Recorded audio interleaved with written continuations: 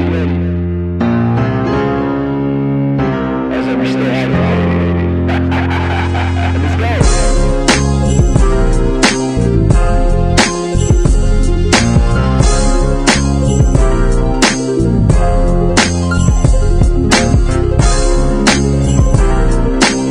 What up? Thanks again for tuning in. This is The Activated Podcast. Your host, Ibu, as always. Oh man, today, I'm going to tell you guys something, man.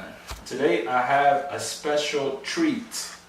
This one here, for sure, you guys will enjoy. But before we even get into it, I need to remind everybody that this Friday in Toronto, one of the biggest artists to ever touch the city of Toronto will be there, Mr. Fali Ipupa himself, Chakos. I hope I said that right. And alongside, and I will be your host and MC at the event, so please, I know you guys wait last minute, get your tickets, but please, please, please, if you wait last minute, I might still have some late, but you want to make sure you hit me up early, or if you're listening to this, you can get the tickets online on Ticket Gateway.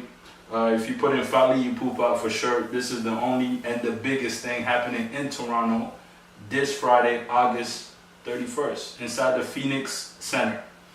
All right, so to actually help me prepare the city of Toronto a little bit, you know what I mean? I do have some very famous friends of mine. Okay, so in the building right now, I don't, to not even mess up the intro, I wrote out a couple of things, okay? We have Music Africa executive or director. I don't know one of them. It sounds like it's a VP position to me, right? We artist scouts, promoter, brand ambassador. That's the only thing I could come up with. But my good friend Peter Toe is in the building. Hello, sir. Hello, how are you? How you doing? I'm good, thank you. You look like you're tired already, man. You look like you was beating people up on your way here. On your way here. Is it to get ready for? No, it's a long drive to go. This is like an hour away from. I just kept driving and driving. You kept driving. Like, where am I going to? At some point, I even thought I was lost, man. You know, the best things are kept secret and far from everybody else. You know what I mean? It's a big reveal. That's why it took you maybe a little bit to get here. So, but thanks for coming, man. I'm glad you could make it. Well, I appreciate you having me here. This is kind of like an overdue conversation podcast that we should have done. Just to give you, just so you know, all my MC's gigs that I've gotten so far, I think they all came from me, you know. And I remember, and I'm gonna share a story with people listening right now. I remember the first time I put the podcast out. See, the thing about Peter, those who don't know Peter is he's not biased, I would like to say, right? I try not. You know, you gave me a call. I don't know, maybe you don't remember this conversation, but you did call me. He was like, so, what's going on with the podcast? I was like, I'm just whatever. Okay. I checked it out. It's good. But forget the podcast. He's like, forget the podcast. The videos is good. Keep going with the video. And I sat there. I was like, damn. I didn't know how to take it with it. And I was like, damn. But I definitely say for me, it was an extra sense of like motivation. I was like, man, I gotta get Peter on the book. Because once I get Peter in, but Peter's, I feel like do you feel like you're a hard man to please in a sense? No, not actually. Basically, the way I handle business and the way I handle the people that I work with or anybody that I interact with, I try as much as possible to work with what that person has given me. Yes. So if, say, I know that, first of all, just be upfront, be straightforward, be honest. Yeah. With that, anything can happen. Mm-hmm. So with you, I'll give you an example. When I heard the podcast first, I thought to myself, well, this is not something that happens often. Yes. Like I knew Ibu in one light, and now all of a sudden I'm seeing something different. So it actually I was curious, and then I listened to it, and not only this, but then I pay attention to what other people are doing. Yeah. And what I also try to do is I say, look, we all work within the African entertainment industry here in Toronto. Right. And if there is an outlet that more people can get to know the work that we're doing, then it's very important that we try as much as possible to encourage it. Mm-hmm. Hence, I gave you the call Yeah. and I said, look, okay, keep doing what you're doing.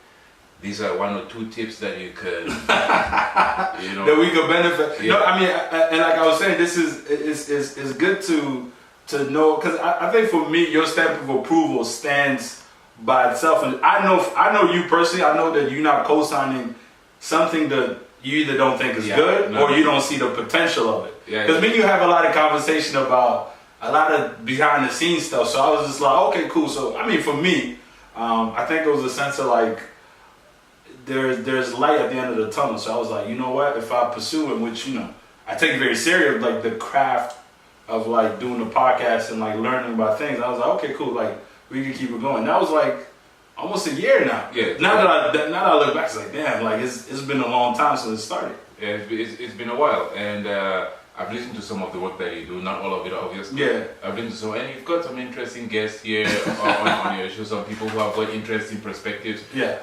Which is great. Yeah. You know, it obviously gets people to think about certain aspects of life. Right. And some professionals, others are not.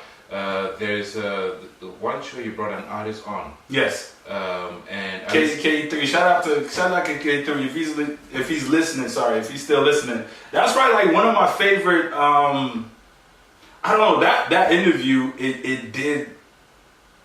See, sometimes I go into things and I don't see how big of. I don't know how big it will become. Yeah. But that was probably, out of all the ones I did, it's probably top 5.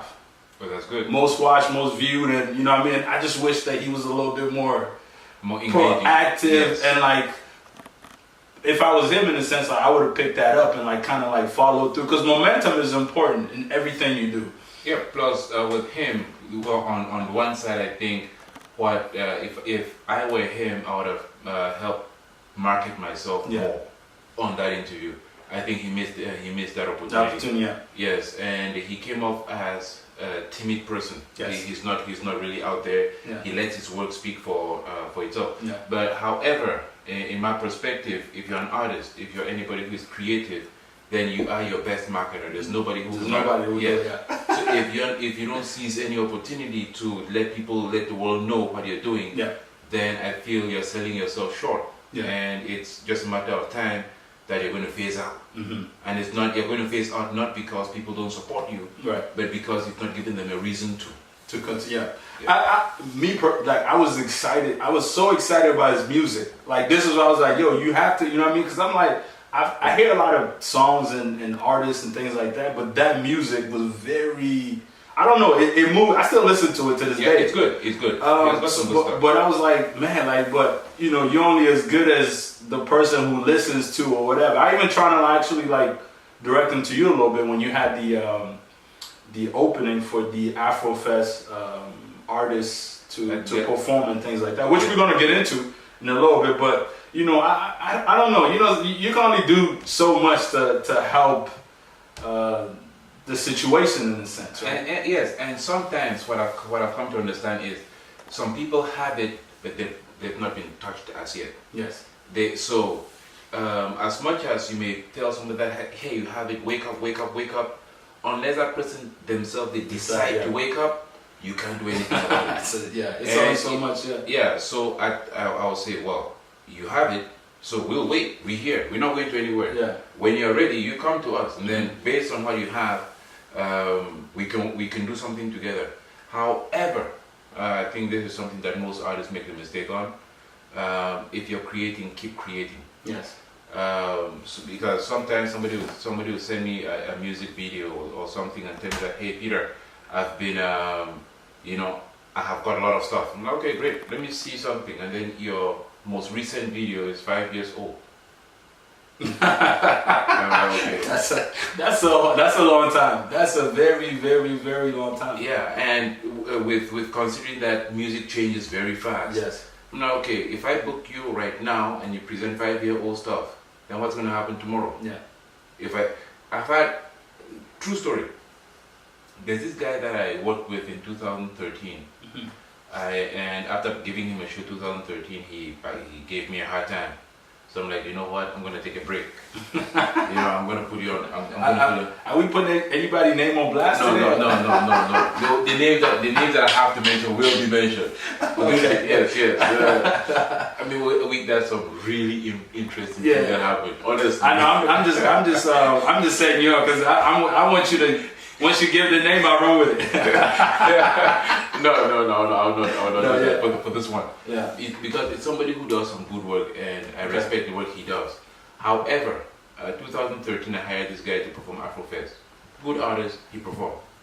2018, I hired the guy, and while I'm working, I'm listening to his set, the same set From 5 years ago. 5 years ago. I'm like, guy. That's maybe those are, yeah. I don't know. I was trying to come. I can't think of it. Yeah. And so in this regard, I'm like, okay, what do you expect me to do? Yeah. To hire you again? Mm-hmm. No, the next time I'm gonna hire you, I'm gonna ask you for a CD. Because no, seriously, I'm gonna ask you for a CD. I'm gonna ask you for more stuff. Because previously, I hired you based on shows that you had done, based on your social media activity, right. The fact that you've been collaborating with and this guy is out there. He's a real artist. He's one of those that is representing the African heritage here in Toronto, Especially locally. Okay. Yes, so he's doing a good job on that front. Right. But when it comes to presenting a 1-hour show, that's a whole different animal. It's a different beast. Yes, you need to have material. You can't just go back into your previous archives and say, okay, I'm going to present the next set, and you just watch a video. Oh, that's what I did 5 years ago. Come on, do something different. That's hilarious. Yeah. Oh man, I can almost think in my mind, I was like, who could it be? You're not. I would not figure it out. No matter how hard you try. So I know we got into the artistry and things like that. I want to pull back a little bit. I want us to get into so people understand, like, you're not just saying things out of the blue. You've actually been doing this for some time. So the background, obviously, you are. Did I get it right? Executive. I know. Okay, I'm the artistic and executive director of Music Africa. Man, that's a big title, and you're the most famous person that I personally know. Peter is famous without a face. I'm sure sometimes people come talk to you about Peter, but they don't know that they're actually speaking to Peter. So many times. I've got situations where somebody will meet me and the Afrofest conversation comes up. And one time this guy told me, hey, I know the guy who puts together Afrofest. Yeah. I'm like, oh, is that right? Like, yeah. And another guy will tell me that I actually performed at Afrofest last year. I'm like, who booked you? Say, I know the guy. I said, oh, Meanwhile, at that point, I'm not even. so essentially, there couldn't be somebody to perform without you knowing it, of course. No. Because they go through you. Yes, for the past, I would say since 2011. Yeah. I've hired all the artists that perform at Afrofest. Now, I also want to get into it. Tell me, I'm thinking, so talk to me like the very beginning of Afrofest. Like, how did you get started? Because I'm sure you didn't just start like as an artistic VP or the position that you're in now. Did you like start volunteering or anything like that? Okay, so this is what happened. I think in 2007, that's when I came to Toronto. Okay. So 2007, I remember there was this day I got off work and a gentleman told me that, hey, there's Afrofest. Are you interested? It's a big African event. I'm like, okay, great, let's go. Yeah. So we went to Afrofest that year, and we went the Saturday. It was great. So I thought, okay, Sunday I also have to go. Sunday I was a bit disappointed with the artist selection. Okay. So based on that disappointment, I decided not to go in 2008. Because I thought, okay, the artists were not up to par. Yeah. I thought the DJ was not solid enough. I'm like, okay, if these guys are saying that presenting an African show and it is not really what I'm hoping to see at an African show, why do I even have to go there 2008? Now fast forward 2009, I was in school. And I thought to myself, okay, why am I shying away? If I see this is the biggest African festival event happening in Toronto, instead of me stepping back and saying I'm not going to do anything, let me ask if I can join. And that at that point, I used to be an MC. I used to be, I had a radio. Okay. I had a radio show. I used to DJ. I used to do all that stuff. So I said, okay, I'm going to join in the capacity of DJ, maybe, or help do one or two things. So I contacted Music Africa, introduced myself, told them that I'm willing to help. And I think based on the way I contacted them, they said, okay, yeah, I can come in and volunteer. But here's the tricky part. I would like to believe that the reason why they invited me into the inner circle is the way I handled my first year volunteering. Because I noticed that, yes, people were working, but there was that, there were a lot of gaps. So they just set the machine and it goes. Yeah. And then everybody chills. But there are things that needed to be done, or questions that needed to be answered, people's frustrations, and the executive at the time never did I felt they were not doing a good job to communicate with people. Okay. So as a volunteer, understanding the organization, I began doing that. So I did that, and it worked well. Most importantly, after Afrofest, that's the most important thing. Right. That's when you have to check to make sure that all the garbage has been picked up, all the fences are done, because the city of Toronto tells you by 7 o'clock in the morning, everything has to be out. Now, I remember at 3 a.m. in the morning, it was 3 of us at Afrofest, picking up fences and picking up garbage and picking up. So at that point, I think those who were running the festival were like, okay, you know what? Maybe we need to work more with this guy because he's actually working.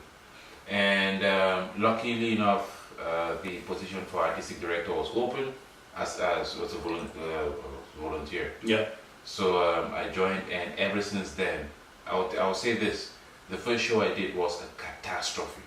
I failed woefully, and when I failed, everybody around me on the board, people who work with me, they saw the amount of effort that I put in and failed. And they're like, if I believe, the sentiment was, if I put in this amount of effort and fail, what if I put the same amount of effort and succeed?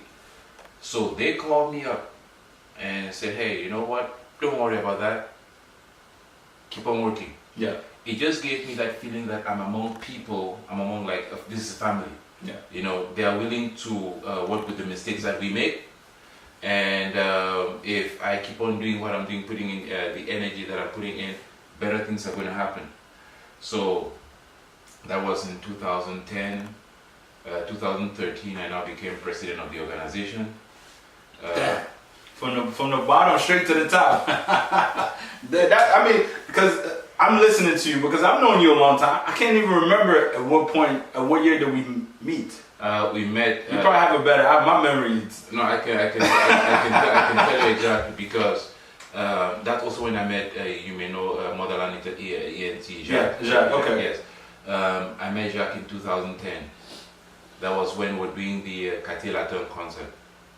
Jacques came out of the blue. Out of nowhere. Yes, and he really assisted me. If he was not there, I don't think I would have been able to do anything. To do the show. Yeah, so I'm trying to think, because I think by the time when I came on board Motherland ENT, and shout out to the home team, I think they had, at that point, they'd done 2 Afrofest after parties. yes, I think I came on, they had just finished the second one. yes. So, I mean, even to kind of like, to what you were saying, not to compare the stories, but when I tell people my first time going to Afrofest was just go there and chase women, they was like, what would you mean? I was like, that was literally why I went to Afrofest. I didn't care about not that I didn't care, but I was younger, so I didn't, like, the culture was like, okay, you know, we just went there for the woman. So, and we would go there like Saturday, 11 p.m. Yeah. So I never actually knew, like, there was a whole show that was happening, like, during the day, during the thing. And when I met Jacques, then I was kind of helping planning the after parties. Yeah. So that's kind of, I started from just sitting in a room and just listening to everybody, and to like now, like obviously last year I did. Yeah, you did. You pulled. Like I went from like which is crazy, and I think people underestimate, to your point, is like everything takes time to follow suit. And to, especially consistency. I think consistency is... Yes, consistency is big, and not really paying attention to what every other person is doing is I would like to believe, one of the keys in this business here in Toronto. Because you can look at, the way I put it, there's food for everybody. A lot of times doing what we're doing, people look and say, hey, this person is doing this, so I'm not going to do it. Or I don't think I'll be as successful as this person. Yeah. And or sometimes we just feel that the market is overflooded and we will not have room to grow.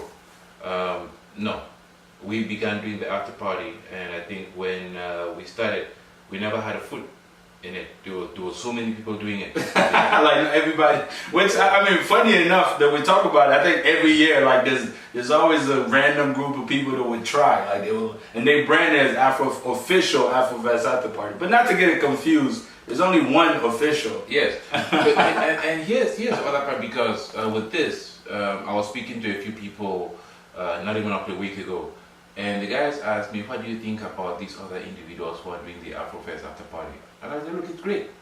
You know, because one thing that we try to do is to create a brand which is so strong that other people can latch onto and based on it grow. Yeah.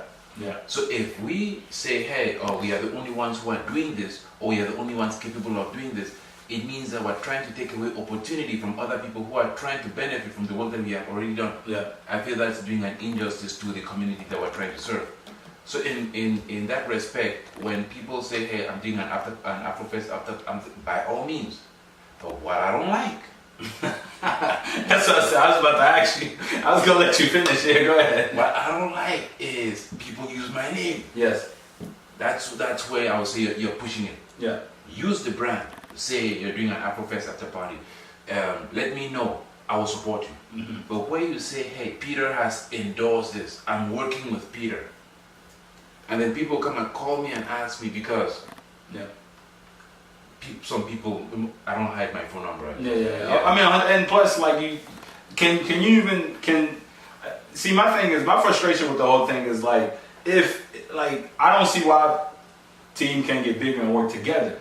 But it's like, if you do, and we know we're conscious of what we're doing, because we're using the name that has already been built by other people's hard work. Yeah. All you have to do is be like, yo, Peter, I'm thinking about doing after, you know, I know you guys do, can we do it together? Can we figure this out? Okay, I'm able to pull 200 people, we do 300, 400, 500 people that weekend, can we do it in a bigger aspect? I think that's more commendable. For me, anyways, that's how I look at it, but it's like, you know, the person will see you, he know he doing some shady stuff, but he, you know, he just expects you to be like, to be okay about it, and then that's what strained a lot of relationships that we have in the African entertainment community. I mean, from my perspective anyway. No, yeah, and in that respect, you're right. However, but to add to that, you see, when people do that, okay, no problem. I'm here. I'm not going anywhere.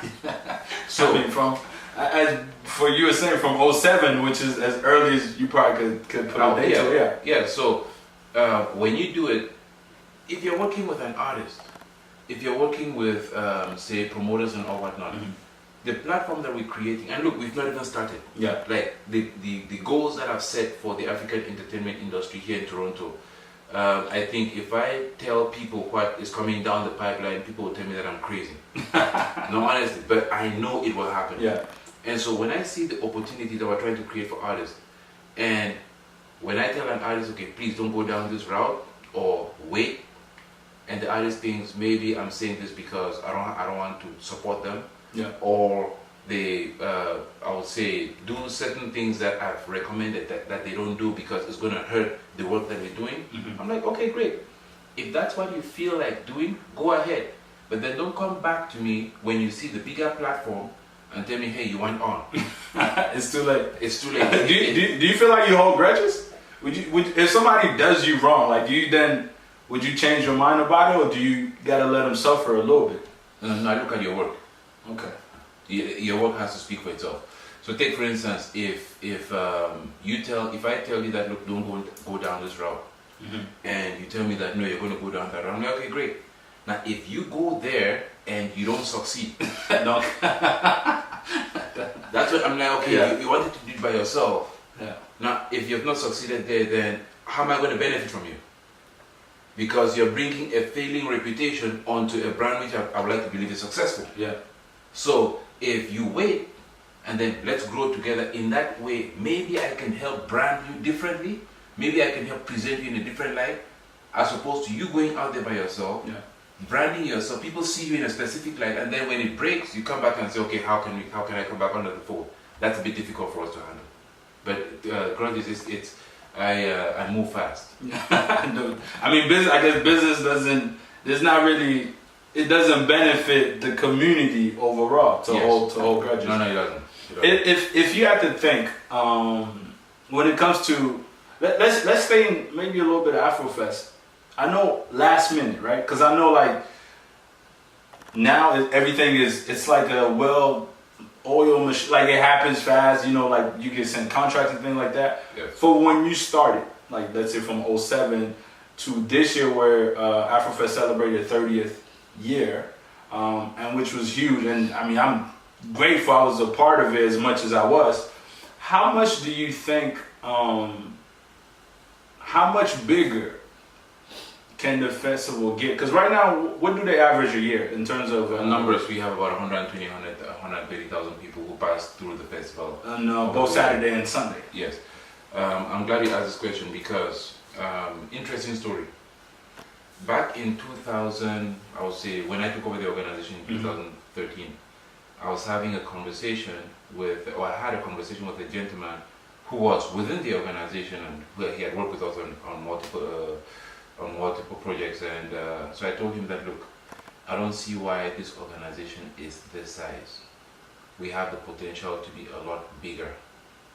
And the question I can never forget, he asked me, what's wrong with our size? Oh, he was happy already. I mean, in the mindset. So it is, and I thought to myself, look, you've got a brand here which is really successful, and you've got the potential to grow it to be way bigger than it is right now, and you're asking me what's wrong with the size? So at that point, I now realize that, you know what? Maybe we have to change the mindset of people who are working within the organization. And that's what we succeeded in doing. So now, how much more can we grow? I'll give you an example. This fly doesn't want to leave us alone a little bit. Yeah, it's you said it. Sorry. Go ahead. Yes. So when you ask how much can we grow, how far can we go? I'll give you an example right now. I'm going to Ghana in about 2 weeks' time. And hopefully December 2018 we will have a version of Afrofest in Ghana. Wow. And that's just one. Hopefully we're also going to do something in earmark 3 locations for next year. Not in Canada, other locations around the world, where even if it is just one stage or in one club, to take artists, the 3, 4, 5 artists from Toronto to go to these areas.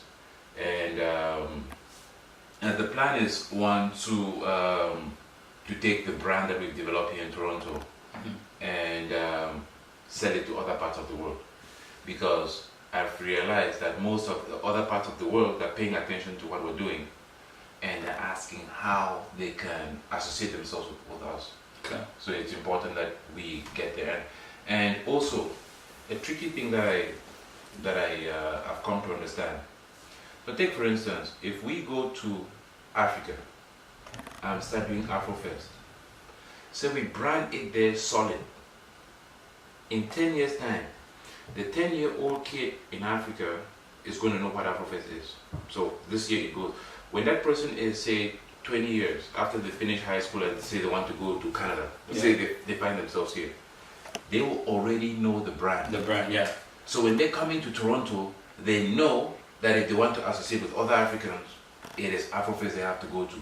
So our expansion in other localities is not only to present an event, but it is to create that cultural awareness that people can identify with while they're still young. So when they get here at any age, they know that they've got home, they've got a community here that they can easily associate themselves with and feel more at home in Toronto. Yeah.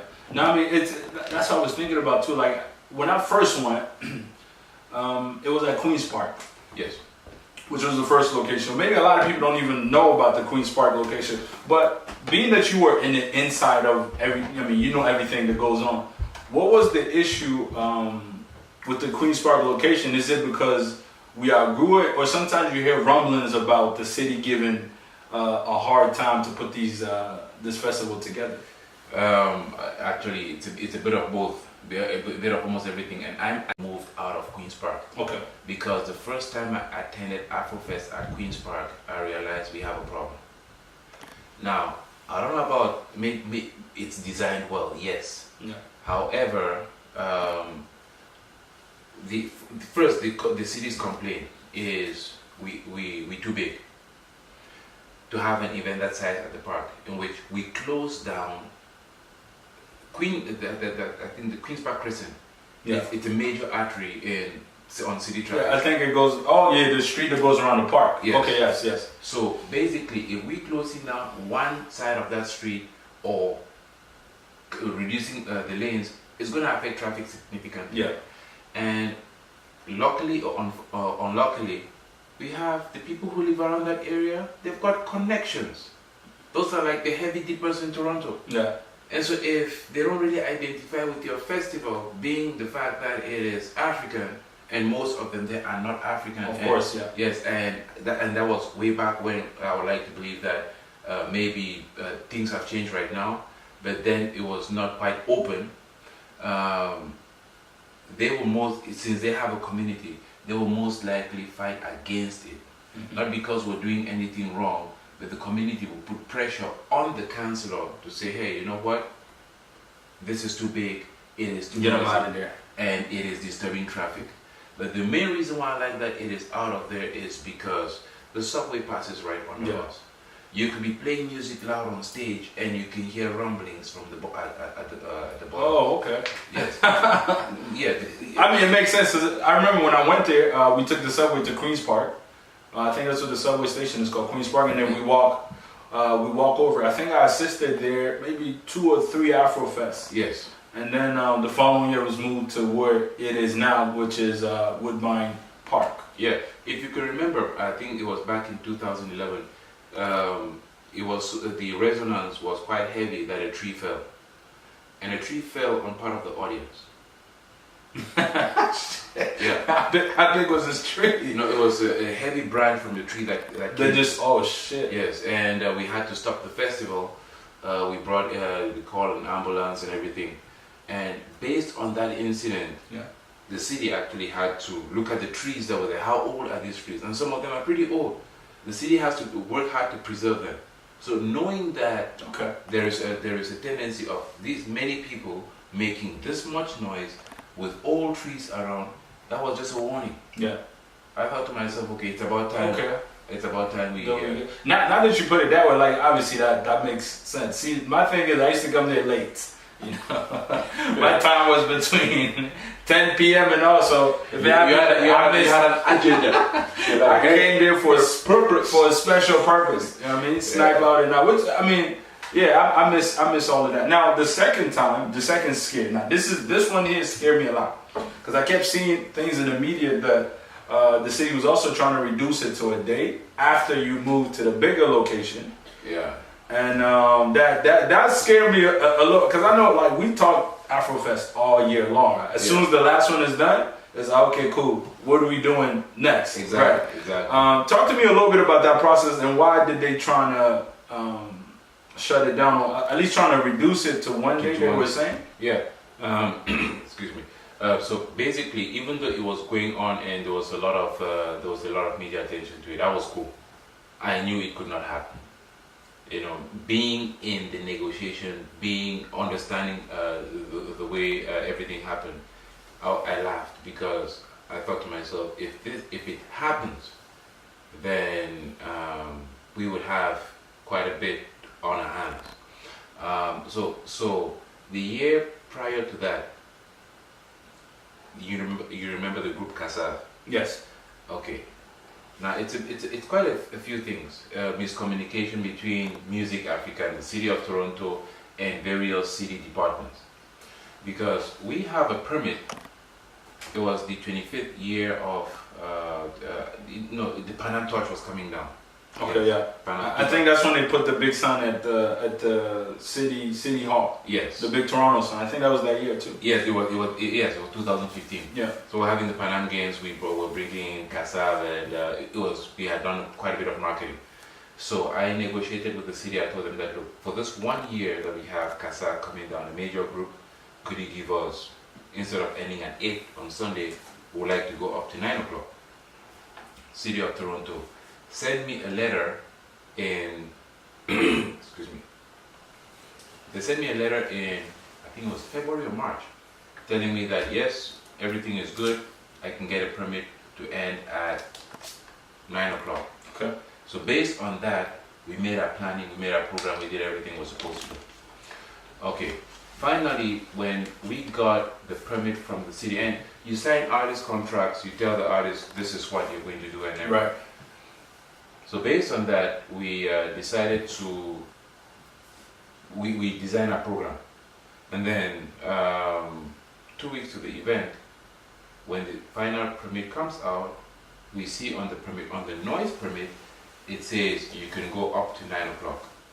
Okay. On the event permit, it says you have to end at 8 o'clock. Now, the noise permit was given to us in March, April. The event permit was given to us in 2 weeks of the event. So I called the city and I'm like, hey, What's going on? you guys are telling me we can make noise up to 9 o'clock, but you're saying we cannot go up to 8 o'clock. Which one is which?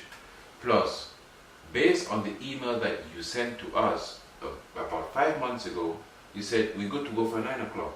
So we've already designed a program with that time. It's impossible for us to change it. City of Toronto said, I'm sorry, there's nothing we can do. Okay, I'm also sorry, there's nothing I can do.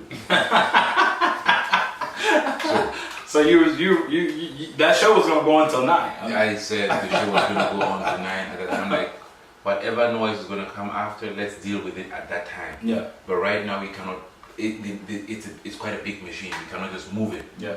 So, and that's where I think the City of Toronto felt that we were being some kind of haughty, we were being insubordinate. Okay. Why? And the director of Parks and Recreation came to the park on that day. Because we went up to about 9:15, and he was there standing with me and like, shut it down. I'm like, the band is already playing, you know. Wow. I cannot just go on and pull out the plug. And just pull the plug, yeah. Yeah, so I just didn't give me, and then I told the band to kind of to calm me down. And finally, when they did, I knew we had a hot potato in our hands. I knew this was a problem that we're gonna have to deal with the next year. Yes. And so now the next year came up and they said, no, you cannot do this. The important thing is sometimes, you know, you have a team of people working together and there's bad blood. So there were certain people within the Music Africa organization and certain people within the City of Toronto that could not work together. Okay. Now, I didn't know this. So I'm leading an organization, but behind me, there were people who were doing stuff and writing letters to all other parts of the city that I was not aware of. So what happened is, finally, when I met with the City of Toronto and I asked them, what's going on? That's when they presented all these letters to me. You're like, what did I walk into? Then I realized that, hey, there is something bigger going on here. It is not, they never said no to Music Africa because we did anything wrong with it. They don't want to work with us. No. They said no because certain people within the organization were doing and saying certain things to the City of Toronto that the City of Toronto never really liked. And irrespective of the respect that the African community may have for these people, I would like to believe the city never really appreciated the approach. Okay. And so it was like, okay, we're going to teach you guys a lesson. Okay. But then when I stepped in, and with the support of a few other board members, I'm like, hey, you know what, this doesn't really affect us. Let us negotiate.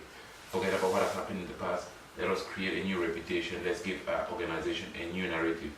One of the questions that they asked me, so are we going to be dealing with you from now on? I'm like, yep. That's it.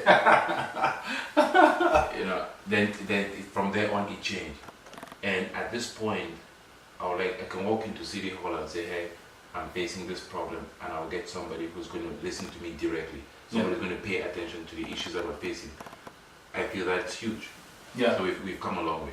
So in a sense, you're saying like you essentially repair a long feud or made the relationship better, which is, and I know I was talking to somebody about this, and I was telling them, you know, sometimes even the person with least amount of talents, if he's a good person and he shows up and he has the, like he's willing to work, he gets way more opportunity than the guy that's actually talented, but it's hard to work with. Yes, yes. In hindsight, do you regret like letting the show go to 9 o'clock, or you're like, Why didn't we go up to 10? That's my question. so you're like, the house is on fire, let's burn it down kind of thing? No. I knew. If you could take it back, would you have still let it get to 9? That's an interesting question. Now that you knowing what you know, Knowing what I know right now, would I have let it? would you still have won through with the 9 o'clock? Yes, I would have. I wouldn't have changed. I wouldn't have changed a thing, because if in February we were told we could not do it up to 9, Yeah, I would not have it done would it. have been shut down. Okay. Yes. So once we were given the green light and we're told, because you have an artist contract, on the artist contract it says you're going to be performing between 8 and 9 o'clock. Yeah, Okay, we paid this guy about $20,000 to come. Yeah, to come in. and you can't just and usually those artists are the main event. They're the one to close out. Exactly. Okay. So how are we going to defend this to our audience and say, hey, we've signed this artist Yeah. to come in. Hey, they're here. We ran out of time. It probably would have done more bad than now that you put it out. Yeah, definitely let him go. Yeah. So And then deal with it after. Yeah, exactly. So that's. That's a lot of. I'm learning, man. I like to listen. No, honestly, like I'm saying, like we've worked at least because AfroFest After Party next year will be our 10th year that we've been doing it, Motherland ENT. I've got on there 2-3 years after, so for at least 7 years we've had to work together, and I think our relationship in terms of working has just grown bigger and bigger. I could tell me and Peter was working too much when he would call Jacques. Like everything that was happening, like Jacques would relay the message. Yeah. And then sometimes I would go in there, I go like, oh Jacques, I was talking to Peter about this, we're thinking about doing this. He's like, oh, Peter didn't call me. I was like, oh, you. I guess Peter, now I'm his favorite guy that he calls. So essentially, which is good. I want to talk a little bit about entertainment in Toronto. Okay. This might ruffle a few feathers, but I like to sit back and just look what's going on, and I think we came a long way. At least, I mean, I don't know. You probably have a better perspective, as in you've been seeing it for a longer period of time. In terms of artistry and local artists, in your opinion, what do you think? Like, what is one thing that would help local Toronto artists just become like the next step up that you think they have not captured? What is the biggest missed opportunity in other words that you see? Perspective. Okay. Okay. And Break. I'm ready. I'm waiting for you. and I'll Yeah. I think, and I appreciate this question, and I hope that this message goes out to Toronto so that they can get. There's a link. There's certain things they're missing. One is I don't think, as an artist, I'm going to break it down. So please. And you know what? Just I mean, maybe we should have had artists here, but hey, you guys not here. We're trying to be fair in our assessment. I mean, at least in your assessment. I'm just here to try to. I'm glad there's no artists here. Yeah. Okay. It would have been a fight. No, not that it will be a fight, because they expect. I'm sorry to say this. Yeah. But most artists expect too much because they feel they've done too much, but yet they give too little. Okay. In the sense that I give you an example of a guy who 5 years ago did the same show for us, and this year he came and did the same show. If I never knew any of his other work, and I hired him just based on the work that he does for me, tell me, am I going to hire him again? No, I can't. No. Because in my mind, he has not evolved. So artists, I feel sometimes they lack that perspective of, I'm working with this guy.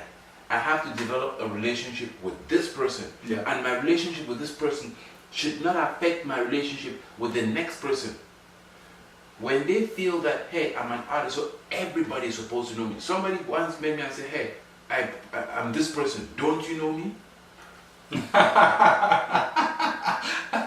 Do you think we're it's a little bit egotistical? Like, do we feel like? I mean, I was having and shout out to Eve's Eye. We were having a conversation, and I think the deeper we got into the conversation, she started to maybe like saying like, oh shit, like maybe what I was saying made a little bit more sense. And I don't want to say I'm known or not known. I personally don't care about that. And I always tell people that my focus is not to become the most popular person, whether it's MC. That's not my focus. My focus is to get on the craft.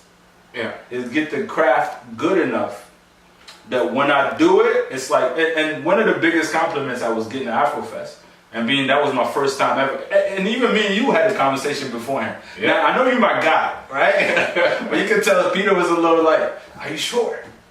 You know, you got the joke straight. I said, Peter, you know, we're going to find out. Yeah. And this to tell you, because even though and I appreciate the opportunity and you gave it to us and we have a relationship, you probably see different things. I was, while maybe you wasn't aware of, I was definitely like working on that day. Like everything was set up. Like before I even had a chance, or even we even had the conversation about it, I was like, I definitely want to do it. But I've never came up to him like, Peter, please put me on.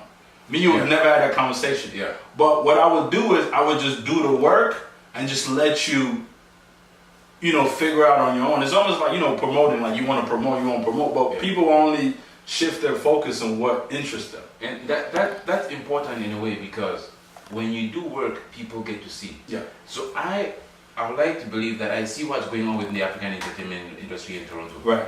As much as people may not know that I see, or that people. Oh, Peter, you see everything. No, I will not put it that way. But yeah, I pay attention to it. Student in the game. Yeah. So when I saw you started your podcast and everything, I said, okay, now we're looking for an MC. Even Eve's Eye, that was the first year of. And ask her. There's a backstory to Eve's Eye. I think we might have touched it on the last episode that we did. But I think, go ahead. Yeah, because when I spoke to Eve's Eye, I asked, okay, are you able to do this? Do you think you're able to do this? She told me no. Oh, really? Yeah. And I'm like, okay, you out there, you do videos, you speak and you do all whatnot, you do voice over and what. And you're telling me that you're not able to do this. I'm like, how can you? Yeah. And we had that conversation where I basically told her that, look, this is it's a seamless transition. Even if you're not able to do it, you have to reconsider. Yeah. And then she came back and said, okay, yeah, I'll give it a shot. Okay. So part of what we do, and personally, is identifying people who may have specific skills. And then give them at least one role. At least one opportunity. I mean, that's what I was thinking. I was like, listen, this thing is either going to go good or it's going to go bad. Yes. But I know that, I had to just get on there and do me in a sense, right? Like, exactly. It was just, that's what it was. And I think in the community and what the platform that especially Music Africa creates with Afrofest, it is the biggest. Yeah, in terms of, if you want to do anything in the African community, it does not get bigger than that. Do you think, in your perspective, some people kind of mismanage or mishandle the platform that's given to them, and just kind of like that? That's a two-edged sword. Mm-hmm. Because yes, some people may not give it its due respect, but on the flip side, I would say maybe we have not given them the reason to give it a full respect. Okay. So that's another way to look. Yeah, I see what you're saying. Yeah. So when I see that kind of person, I always try as much as possible to make sure that the next time I interact with them, I give them a reason to respect the platform and respect the work that we're doing. But let's rewind a bit. You asked me a question on the African entertainment industry. Oh yeah, no. I was trying to get you out of I was trying to get you out of, but okay, let's go. Yeah, no, because I feel this is a big part of what we do, and we interact with artists Yeah. almost all the time.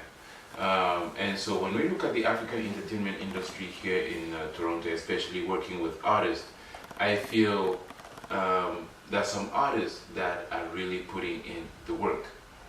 But then look at it this way: where is the market? Artists spend a lot of time promoting. I'll give you an example. An Afrobeat artist. They spend a lot of time promoting Afrobeat in Toronto. My question is, where is the biggest Afrobeat market in the world? The biggest Afrobeat market in the world is in Africa. Ghana, Nigeria, then you have other countries. Sugar, yeah, okay. Why are you spending a lot of time and money promoting here? That's especially if you're from Ghana or you're from Nigeria, right? Exactly. It would only make sense that when you go back to trying to create these opportunities or relationships. So that's the one. The one is, I feel most of the African artists are missing the market. Mm-hmm. The market is not missing them. And the adoption of most African music or most African artists, the way it works is, you make a hit song in Toronto, nobody pays attention to you. You go to Africa, people pay attention to you, then Toronto now pays attention to you. Right. So, if an African artist really wants to make it big, do your work here, take it back to Africa, I'm trying to go promote it. try to sell it there. Okay. And when I say promote it, it's not go there. Send a WhatsApp message.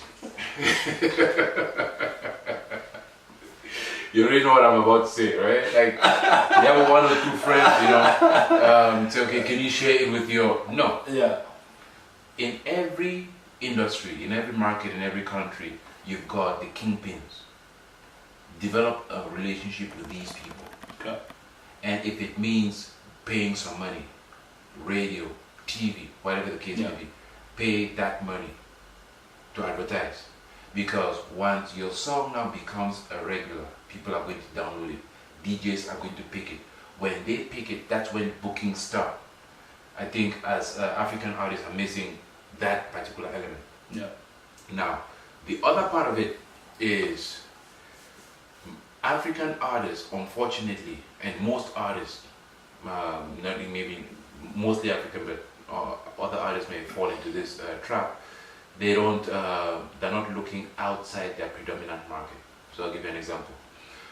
We've got music conferences that go on every year. Yeah. I'll give you, there's a Mondial in Montreal. There is a Visa for Music in Morocco. There is Massa in Ivory Coast, happens every 2 years. The one of the biggest in the world is called Womex. This year, Womex is happening in Las Palmas, Canary Islands. These music expos, they bring together arguably 1,500 music professionals. So people who book artists from all around the world. Right. Now my question is, how many African artists even know that such platforms exist? Because where most African, when you hear an African artist is going on tour, most of the time they've had representation at these global platforms. Yeah. So it's maybe not their manager going, but their manager has got, or the artist has got an agent that will go and present in the brochure, will present XYZ artist. Even with the Canadian Music Week that happens here that happens here every year. How many African artists actually work and say, okay, I'm going to perform for the actual Canadian music, not subsidiary events. Yeah. I'm going to be featured in the brochure so that I can be seen by a promoter in Colombia or a promoter in, say, Spain or somewhere like that. Anyone, like, I mean, that's true. It's never a missed opportunity in a sense, right? Yeah. You see, so I feel that we have a tunnel vision of what the market looks like, of what the market expects, and what we can deliver into this market for it to develop. We look at it like it is already developed, and so let's take whatever it gives to us.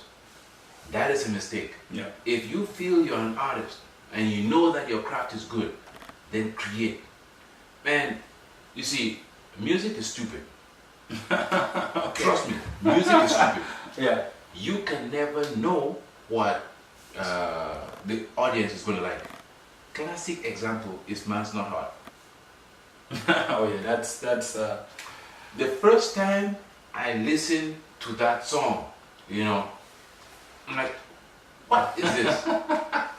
you were. I take it you were not a fan of it. No, I was not. But then it was marketed.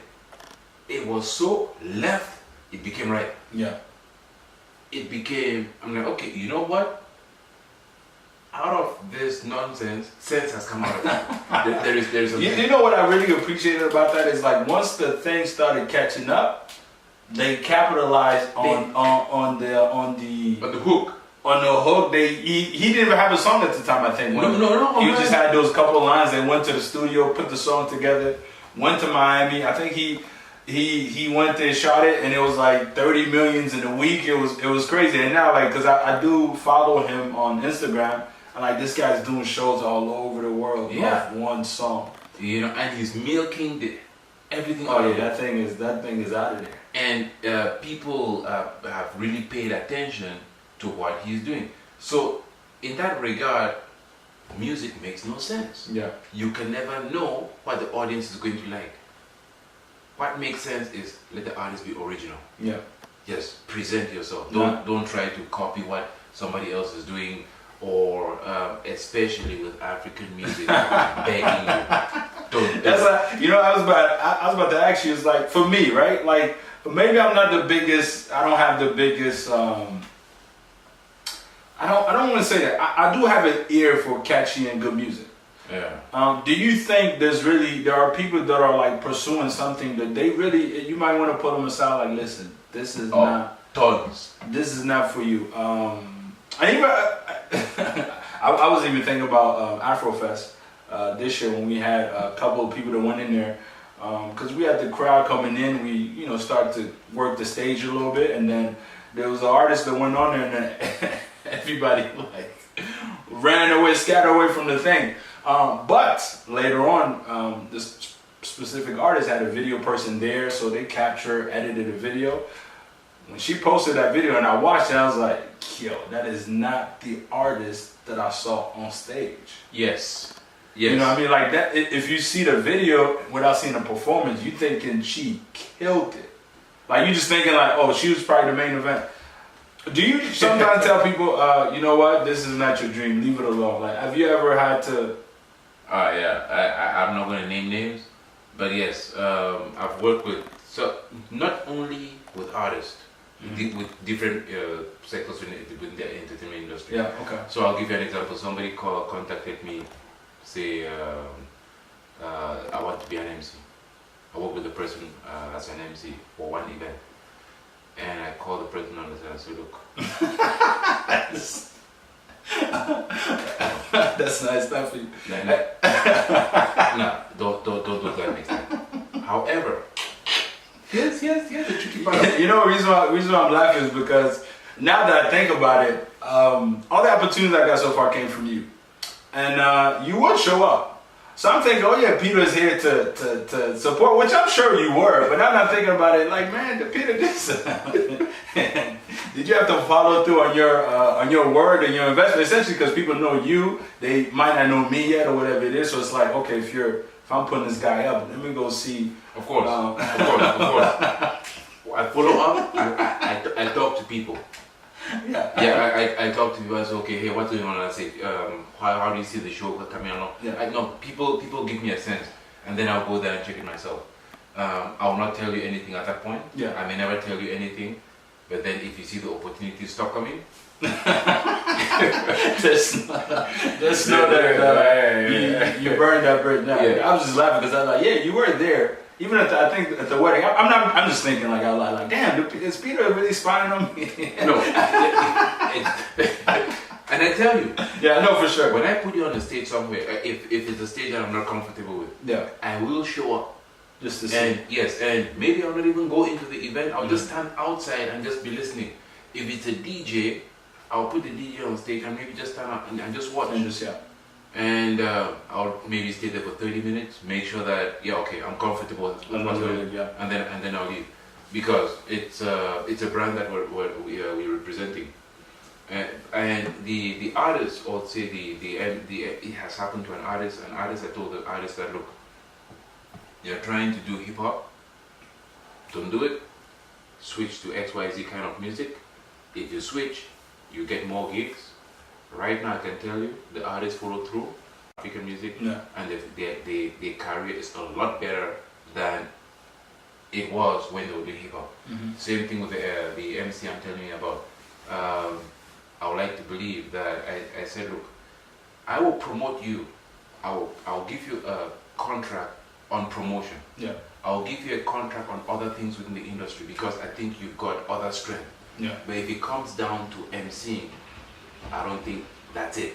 That's not for you. Yes, and when I say, people may take it negatively. I mean, it hurts. I mean, it will sting you a little bit, but like I'm saying, I think you look at it two ways. The two ways I look at it. Okay, if you're not a supporter, how do I convert you over to a supporter?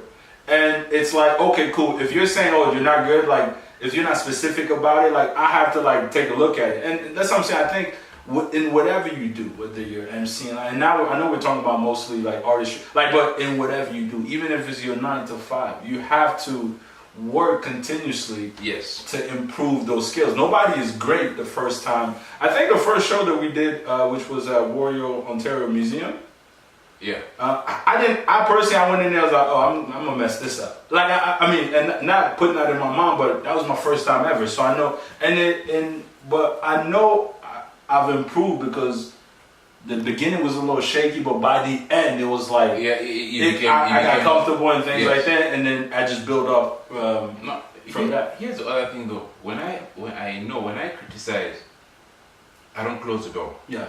So take for instance, if I come and tell you that, look, I don't think this is for you, I will tell you that I think this other thing is for you. Yeah. And if you make the switch, I would support you. I would pay you to do this other thing. Yeah, the one you believe in. Yeah. Yes, but I'm not going to pay you to do this. Yeah. So in a way, it's not like as if I'm just shutting the door at somebody. No. I'm like, if you're willing to do this, I will hire you to do this extra stuff. Yeah. And sometimes I've even paid people more on that switch. Yeah. Just so that they don't feel down. They don't feel that, hey, this guy is just out to just throw me under the bus, or doesn't think I've got talent. No, I will not do that, because it takes a lot for somebody to actually go out there and showcase themselves in everything that they do. Speaking of paying, how much have you ever trying to hire somebody and they gave you a number and you had to like spin back around and yes. So I'll give you an example. I hired an African artist. Guy is chilling in Africa. Somebody calls me. I say, how much? The guy tells me 50,000. Wow. I'm like, 50,000 artist fee? The guy's like, yeah. You talking Wiz kid? Did this guy be Wiz? No. No. Not even. Not even. Okay. You know what? I'm not interested. The guy's like, how much do you offer? I'm like, I don't even start bargaining right now. The initial price you've given is way off. It's way off. Okay. So at the end of the day, we hired the artist for almost, I'll say maybe 10% of that price. Wow. Yeah. Now, here's the tricky part. One interesting story. Artist comes to me, international artist, hey Peter, I'm in Toronto, I'd like to perform at Afrofair. Oh, okay, fine, no problem. How much? At the time, I was back, I think 2012, I offered this guy 2,500. And that's what my budget said, that's what I That's had. what I could give. That's what, you're already here, you know, make the best out of it. The guy's like, a whole me, perform for $2,500. Are you crazy? I better stay at home. I'm like, okay, no worries. That was about 3 months to Afrofest. 3 weeks to Afrofest, the guy calls me up. That's when the promotion is going out. The guy is seeing. Yeah, you've seen everything. Yeah. Yes.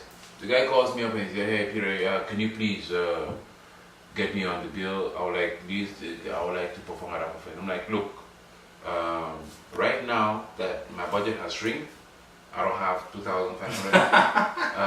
I only have just about $1,000. Guys, like, you know what, Peter, man, I don't think I can do $1,000. Oh, okay, fine, no problem. No problem. Okay. A week to the show, honestly, the same guy calls me. Said, I really want to help you, you know, I really want to be on the show. Okay, no problem. How much can you give me the $1,000? I'm like, guy, the show is in a week's time. Your price has dropped. No, right now there is no space. Even if I want to put you on, You can't even put them on. I cannot put you on. The guy's like, no. If you put me on, people are going to come. I'm like, no, we've already started advertising. It cannot happen. And then I slipped up. I said, and by the way, on my budget right now, I just have $400, which is just in case. You know, if in case something happens, I'm not doing it. Okay. The guy's like, I'll perform if you give me that money. Is it so? Should artists then? I think would it be beneficial for them to have a manager to negotiate these things? Because this guy, he left a lot of money on the table for the same gig he wasn't interested in. Whether they have a manager or whether the artist comes by themselves, I think one is the attitude and the expectation. Mm-hmm. You know, because whether it's with the manager communicate with the artist and just know your position. Yeah. It's like this in negotiation. I've had artists tell me, hey, international artists, especially, Peter, how much? What I call how much? 15,000 euro. Okay. At the end, I end up paying them 3,000 Canadian dollars. Holy shit. People will ask, how do you move from 15,000 euro, which is close to what, maybe 20, 25, 28? Yeah, like, 20, yeah. It's almost, it's a little bit less than half, no? If I'm It's about sorry, more than 1.6. okay, It's 1.6, 1.7. a little bit more than half. Yeah. Yes. So, how do you move from that price to this to about $3,000? And to me, I look at it as just, I think these artists do not understand the show. They don't understand what we're trying to do. They don't understand their position in the market. Somebody may have had a hit 10 years ago, and they're depending on that reputation 10 years ago, or somebody, because I have got friends around me who say, hey, I'm great. They feel that the whole world sees them that way. No. Yeah. When I'm hiring an artist, if it's for a paid job, I say, how many tickets can you sell? The hall can take 400 people. Yeah. How many can you bring? I'm not going to lose money. How much for a local artist that you hire to a show? The very minimum. How many people you think that person should be able to bring? Like we're talking like very. Okay, it's a mind shift. So previously, I would say up until last year, when I did a show with a local artist, I just did the show. I never really considered, hey, bring somebody up. No, Yeah. I'm just doing the show, and I'll advertise to people who are interested in the culture. Right now, if I'm doing a show, if I'm paying, say, $1,000 or $500 or $200 for this show, if the ticket is $20, you have to bring $20 worth, $200 worth of people. If About 10 people. Yes. About 10 heads. Yes, if you are paying $800, At least, I mean, I don't know. What do you think? And sorry, go ahead. and people may say, hey, Peter, that's a bit steep, you know, that you're putting, I'm an artist, that's the excuse I get. I'm an artist. I'm not a promoter. I'm not a promoter. I learned because I listen to people, and I learned a lot from Kevin Hart. There was this interview Kevin Hart did, and he said, I've got on my social media about 50 million followers. Why do I have to go pay a marketing firm to market myself? I am my best promoter. So I've built a platform. I'm going to use this platform to the best of my ability. This is a comedian who is milking everything out of his audience to make sure that he gets paid. An artist will say, I'm just in the studio. I'm paying you money to stay in the studio. But I also feel like, and I also think there are people with a big following, or so it seems, but they can't sell 2 tickets. What do you think the disconnect is with that? Okay. Because they're not putting in the work. Okay. I'll give you an example. There was a show I did, one of my most successful shows. I had phone numbers. Just the fact that I picked up the phone, hey, I have the show coming up. Are you interested? I would like you to come. It's going to be an interesting show. I had about 100 people that I had to call. 60 of them showed up. Well, just because I do. So, what I think we do is we send generic emails just on email blast. It's not personal, yeah. We don't.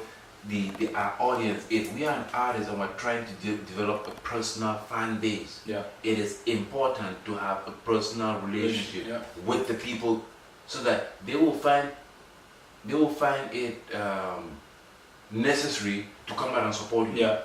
How most of the artists right now, they don't do this. Yeah.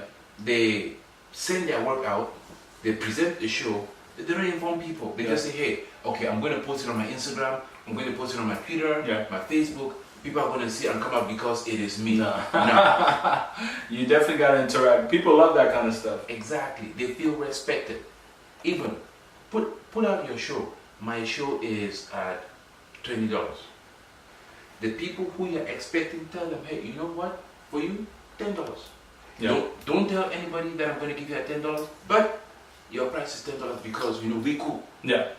In this way, first of all, they feel special. They recognize that, hey, this person really wants us to come and see it. The rest of the people pay $20. Yeah. Secondly, what artists don't do is the management of an artist within a show sits up like, oh, that's my artist. You know, hey, that's my guy. Yeah. You know, so when I see that happening, I'm like, you're wasting your time. You're not going to last in the business. Go shake some hands. Because what you need to do, work the audience. Have your paper, have your pen. Can I have your email address? Can I have your phone number? Develop that list. Hey, do you like this artist? Do you like to have more information? Okay, here's a CD. Do you want the CD for $5, $10? Interact with the people. Yeah. Make the people feel, or the audience that have come to the show, make them feel welcome. Make them feel that, hey, you know, even though I just came to this show, I'm getting something more out of it. I have known somebody. I think if an artist will do that, they will not need, they'll be able to stand, put their own show out and sell 200, 300, 400 tickets. Easy. And they should be good. Yeah. And we're speaking of show, we are preparing one of the biggest show. I think in my view, people are, they're kind of, I don't want to say sleeping, but it's like, this is it. This is going to be one of the biggest show. Fali will be in Toronto. Yes. This actual Friday. So I will release this early Thursday, so I let people, you know, I mean, we mentioned at the beginning of the show, but in case you skip and you got to the end, to the meaty, greediest stuff, this is happening Friday. Yeah. Now, how excited are you, first of all, of this happening here? Because I know this has been in the works for a very, very long time. Yes, a lot of people have tried to pull this off. A lot of people have tried to pull this off, and it has never fallen through. The main reason is it is expensive. He's not a small artist. He's one of the most talented right now. And he has been one of the most talented artists in Africa for a bit. And considering that, by virtue of the nature of his band and the way his music works, not anybody can play it. Not anybody can do it. Nobody can present his craft the way he does. He does, yeah. So when a Congolese artist he's coming and he says, okay, he's coming with a crew of say 15 people. Wow. Now that is significant. So I think of the cost of the show, it's heavy. And I think that's one of the reasons. And the way he does business also, if you don't pay him all his money, he's not showing up. He doesn't get on the plane. So he needs to be. Is that a riskier way to book an artist? No. Or are we confident that like, not him in particular, but I'm saying like, because you book a lot of artists. What is your preference? Half and half, or how do you like to go about it? If you can. It depends on the artist I'm dealing with. Okay. Okay, there's some artists, especially for Afrofest. I don't send many out. If you're coming to Afrofest, I can tell you, if you want me to pay you immediately you land at the airport, I will give you your air ticket, aller, retour.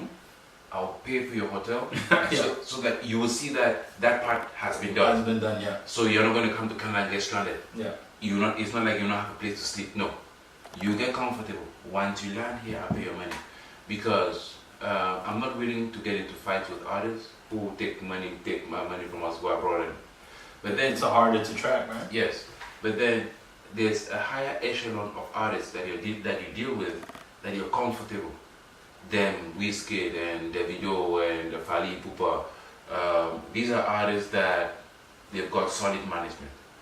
The artists that they guard their reputation as much as you are guarding yours. Mm-hmm. So when you have a contract and the artist says, okay, I need 100% of my money before I leave my contract, okay, fine.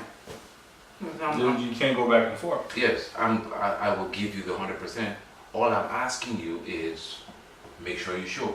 Yeah. So when there is that understanding, and the artists themselves, they see that, okay, this is a reputable organization and a reputable individual that I'm dealing with, Yeah. it becomes easy. In your opinion, where do you put Fally in terms of as an artist right now? Like amongst the Davido, Wizkid, everybody else, in your personal, and I know he probably one of your favorite artists, but if you had to give it an unbiased opinion, where do you put him? Jeez, you don't go easy. Huh? I think I have an idea, but even and to even follow up with that is that when I was trying to explain to people, because when people see me promoting it, they trying to understand. Oh, is this guy big? Or especially like I think if you're not French, you might not have been exposed to it. But if you have to give people a little bit of a history lesson. Okay, if I have to give people a bit of a history lesson, first on Fally. People, you understand his Kofi Olumide's protege. Kofi Olumide is arguably one of the top African artists that I ever dated. All time. African, yeah. Now, Fally comes a bit different.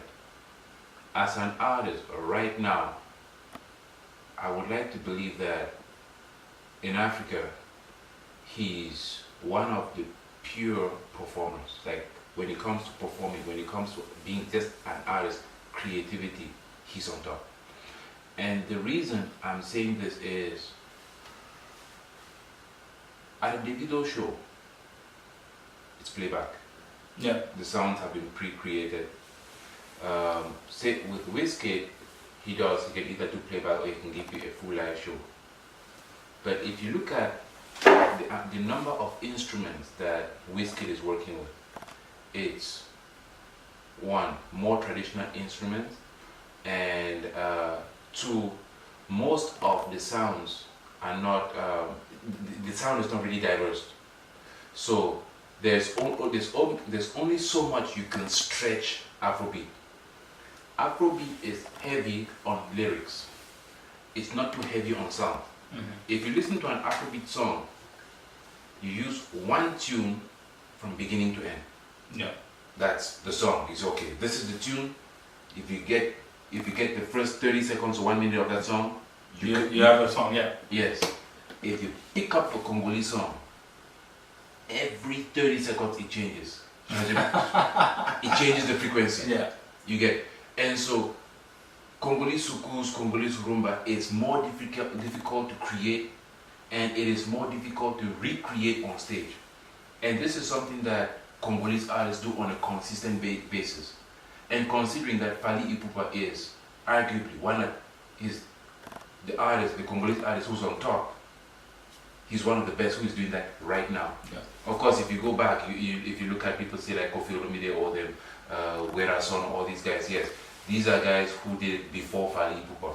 You give them a lot more credit. Yeah. But right now, when it comes to creating music, I give he Yeah, He's arguably the best. he's arguably. I feel like, and the reason why I'm excited about it is because right after Afrofest, you put on the show Afrofest Reloaded, which I hosted, and it was pure like live band and type of thing. Now the show wasn't as big of a turnout. We spoke about it, but out of all the shows that I either been to, hosted, whatever it is, that still stands out to me today.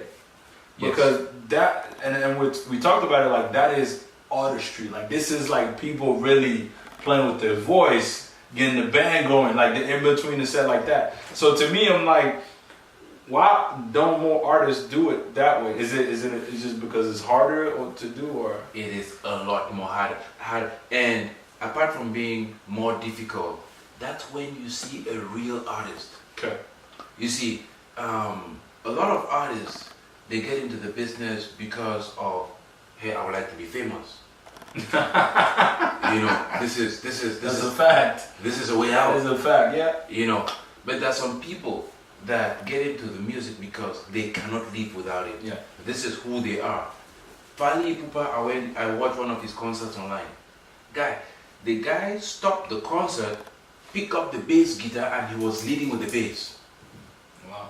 The guy was playing the, and it is not easy to do with a Congolese band as complicated as how his band is right now. So for him to tell the bass guitar, give me your bass guitar, and while his dancers are dancing on stage, he is the one playing. I was shocked. It's amazing. Yes. So those are guys who are called, those are real artists. Yeah. When they're creating, and I don't know. I'm sorry, our artists here don't create. Here in Toronto, Yeah. artists don't create. Very few artists create. I'm with you in the sense, every time I listen to somebody's song, I just feel like I heard the same thing, but I heard a better version from a bigger artist. So it's like, if I want to listen to you, cool, but like, I could just go to like, you know, the top guy. Like I go to Davido and listen to him instead. Why am I listening to something that's like literally like the same thing? You know, I can't remember what artist it was. The other day I was listening to something. I was listening to a song, which I thought was original from that particular artist. And then I was on Spotify.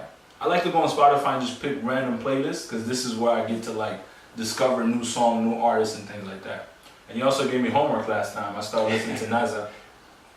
And then I realized, yo, this guy is, because I know you told me, and I was like, who, Neza, who? He's like, no, not that guy. I was like, okay, you know what? I won't bother you anymore. Let me go figure out. So I started listening to it. And as I'm listening to this playlist, there's a song that came in. I recognized this song right away because the beat stood out. Yeah. And I was like, but wait, it was the same exact song that this bigger artist made, and then somebody just copied it. Literally just switch out 2 lyrics, and they had put it on. And I was like, What's the point of that? Like, there's no longevity in these kind of tactics. And not to discredit the artists in Toronto. I know a lot of them are trying, and I don't know. After this today, we might get some death threats. I'm here. You see, it is the truth. Yeah. We are the consumers. Yeah. And apart from being a consumer, I would like to believe that I'm one of the people. This year alone, I was doing my because at the end of every year I kind of analyze the work that I do. Yeah. This year alone, I worked with about 340 artists. Yeah.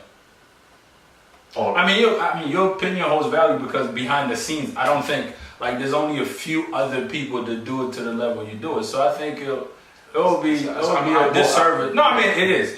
Regardless of how you feel, you cannot take away the opinion and the time that you put in. So we're not just here like, I mean, mostly is, you know, I'm trying to learn from things that you're saying. But I mean, I don't want to say facts, but like it'll be hard to dispute. You know, it'll be hard to dispute what you say. No. Sorry, go ahead. No, yeah. So what I was about to say is, I'm not trying to put down any African artists here in Toronto. Yeah. However, I feel they are lacking in terms of creativity. That's all. Yeah. If I feel if they're a bit more original. When I say original, I'm not saying original lyrics. Yeah. I'm saying original in the sense that, hey, I've gone to this traditional artists and I've seen a different kind of music instrument. Yeah. Now, how can I incorporate a shaker? How can I? This guy produces maybe a reggae tune, and my sound is mostly Afrobeat. Now, reggae is heavy on the bass. Afrobeat maybe heavy on the lead guitar. How can I incorporate this into the two? Yeah. to make my thing a bit like come up with something different, so that when somebody listens to you, they will follow the tune, but they're getting a different vibe out of your music. You know, I think when we go to the studio and say, okay, I'm gonna create a track, and I'm gonna sell this track, and then an African artist goes and buys the track from the producer, and then sings over the track, you've done yourself a disservice because you've reversed the cycle. You've not created. Yeah. You're forcing yourself to fit into a model. You have to create, as an artist, you create the model. I was privileged, one of the top African artists, to see where they're creating one of their songs. The artist came into the studio. He had written the song, came into the studio, and sang the song the way he envisioned it. Sang it once, sang it twice. After he sang it twice, the bass, when the third time he was singing it, the bass guitarist already had a line for him. Okay. As the bass guitarist gave his line, he's like, okay, no, change it here. As the bass guitarist is fixing his thing, the lead guitarist is already figuring out how he's going to come in. Yeah. It took them 8 hours to create this. Play, stop, fix it here. At the end of the day, when they played the song, You were shocked. that is creation. Not what we're doing, but I mean, hopefully within time and things like that, I think we'll get better. I think artists will be better, and I think this is we'll leave this maybe for part 2. Yeah. For part 2 part of the conversation. But before we wrap things up, anything that we missed, maybe that you thought was. I think we touched a little bit on a lot of things, and hopefully we don't get. I don't know. You probably get all these death threats. Don't say no death threats to me. No. Everything that I said, I hope that people will take it in a positive light. Yeah. We're not saying anything here to be negative. Yeah. No, we're not trying to bash nobody. Yes, it is just. And if anybody feels otherwise, when you see us, come let's have a conversation. I'm big on that. It's like, yo, you don't have to agree with anything I say, but when you see me, don't feel ways. Approach me, because I know I've done that a few times with a couple of guys here and there. But yeah, Fali's this Friday, August 31st. Please get your tickets. I know a lot of people call me and do not wait till the last minute. Do not, because I'll be hard to get a hold of. VIP tickets are almost done. I think the VIP tickets that we have right now, the ones online are done. Yeah. We just have to get a couple ones that you have here. Yeah. Okay. So please, we don't want a situation where, Peter, I was trying to come. I know we get that all the time, and I know concert is Friday 7 to 11:30. Yes. Please come on time. Please. What time should we expect Fali to be on? Like I was saying, 10 o'clock. Yes, Fali should hit the stage anytime between 10 and 10:30. 10:30, and then give us a good show. So I mean, the biggest. And the thing is, if you've worked with me, man, you know. Oh no, I don't. When Peter tell me 7, I'm there 6 o'clock. And honestly, the only person that I've ever worked with that when they say 7, 6:30, you're late. Yeah, it goes on. Yeah. So if we say the show's gonna start at 7 o'clock, or it's gonna. Is there after party going on? Yeah, after party is gonna be. More details to announce as the show go on, or even the day of. Anything else? No. We're good to go. Yeah, we're good. I think the rest we can catch it on a later date. Yeah, I mean, I really appreciate you coming up here, and when you called me, you told me I'm coming on. I was like, oh man, I made it. And Peter called me without getting the invite. That means he's ready to go. But thank you, I appreciate it, man. No, I appreciate you spending your time here. It's almost midnight, but we're ready to go. All right, well, thanks everybody for tuning in once again. This is the Activated Podcast. Your host Ibu, and you've officially